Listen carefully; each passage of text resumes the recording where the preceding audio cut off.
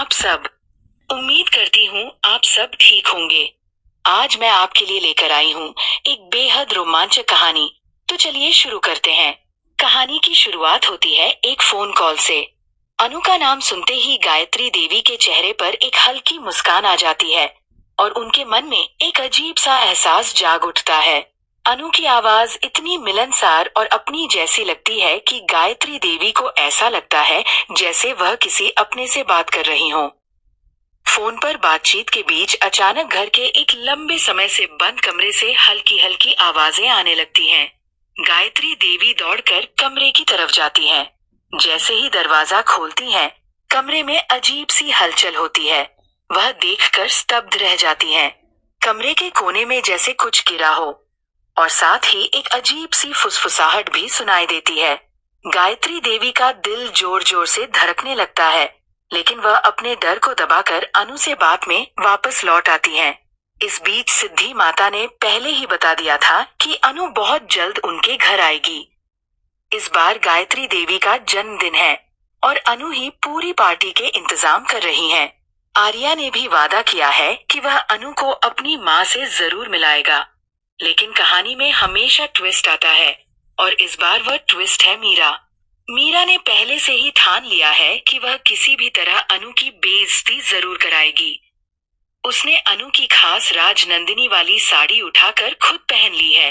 अनु को वह एक वेस्टर्न ड्रेस दे देती है और कहती है, गायत्री देवी को वेस्टर्न ड्रेस बहुत पसंद है, इसलिए तुम्हें यही पहनकर आना होगा। अनु को ये सुनकर थोड़ी हैरानी होती है, लेकिन वह मजबूरन वही पहनकर पार्टी में पहुंच जाती है। पार्टी के दौरान आर्या अनु को देखकर चुपचाप सोचता है कि अनु को साड़ी पहनकर आना चाहिए था।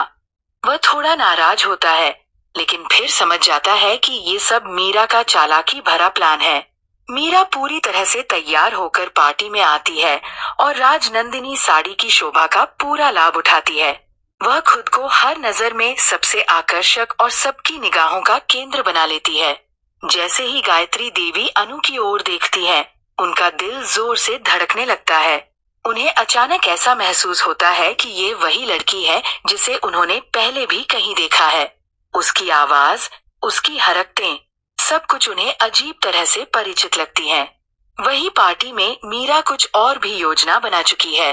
उसने तय कर लिया है कि वह अनु को एक ऐसे शर्मिंदगी भरे मोड़ पर ले जाएगी जिससे गायत्री देवी भी हैरान रह जाएंगी। मीरा के मन में यह विचार बार बार घूमता है कि वह अपनी चालाकी से अनु की इज्जत पर प्रश्न चिन्ह लगाकर पूरी पार्टी में सुर्खियां बटोर लेगी। लेकिन अनु की मासूमियत और उसका साहस मीरा के प्लान को चुनौती देने लगता है। अनु धीरे धीरे समझने लगती है कि वह केवल अपने लिए नहीं, बल्कि अपनी माँ और परिवार के सम्मान के लिए भी खड़ी है। इसी बीच कमरे का रहस्य, जो सालों से बंद पड़ा था, अचानक उजागर